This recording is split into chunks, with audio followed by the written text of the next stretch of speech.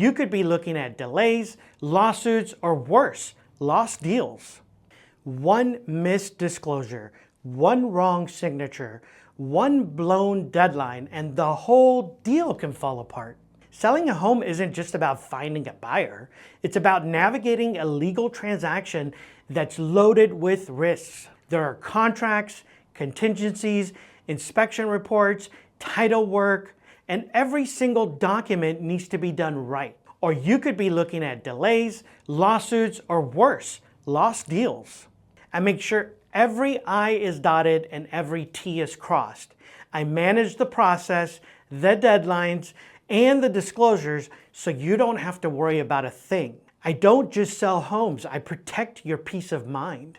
If you're thinking about selling, don't leave your biggest asset to chance. Let me make sure it's done right every step of the way. Like and follow for more real estate wisdom, and be sure to share this with a friend.